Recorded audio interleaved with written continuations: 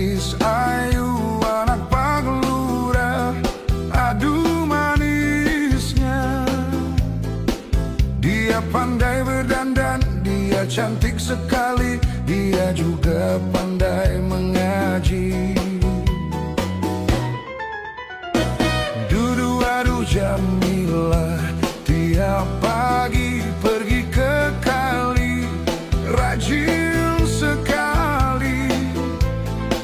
Lewat depan rumahku, ku tegur dia malu, sambil menunduk dia tersipu.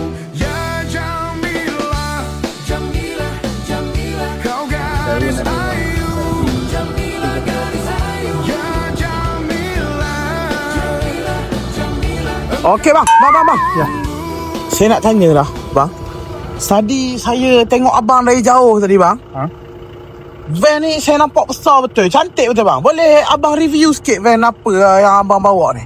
Okey, kalau korang tengok tadi, ada nampak video semua je. Yang ni van Maxus 14 seater, boleh memuatkan 14 seater. Sangat-sangat selesa. Kalau korang naik ni memang tak sampai. Ketinggian korang tinggi mana pun memang boleh berdiri. Boleh tak depan bang? Boleh tak depan? Boleh. Tengok.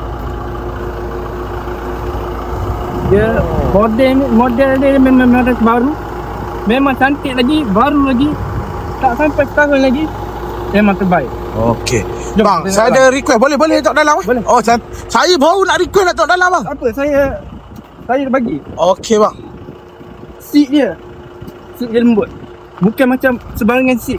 Kalau korang duduk atas seat ni memang cun lah. Memang selesa. Korang masuk tidur tu ke.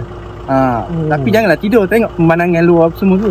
Oh, memang luas bang. Wah. Oh, memang ada ruang lah. Ada ruang. Kalau korang berdiri tengok atas. Berdiri luas. Kalau korang berdiri pun memang tak kena. Boleh buat 14 orang. Ya betul. Termasuk depan lah. Masuk depan. Oh, faham bang. So abang, memang van ni dia boleh bergerak jauh. Boleh, tak ada masalah. Kita boleh bergerak jauh ke KL, ke Kedah, Penang pun semua kita boleh. Luar negara bang? Luar negara, Thailand, Vietnam pun boleh. Boleh. Okey, cantik bang. Kalau macam tu bang, van ni abang punya ke sewa ke macam mana? Sendiri. Ya, So boleh kalau tu abang dia buat perkhidmatan sewa? Ada. Kita buat perkhidmatan sewa ni ada driver sekali lah. Kita tak buat sewa van saja, kita sekalian driver. Faham. Okey bang, tak apa bang. Terima kasih banyak bang. Okey, sini. So, ni abang tadi abang ada bawa datuk ke? Ya, datuk. Oh, datuk tu sewa lah. Dia datuk sewa. Oh, dia nak pergi percutian? Ya. Okey. Dia ada kawasan dulu. Jadi beres bang. Jumpa lagi bang. Okey, terima kasih. Okey, Maxus.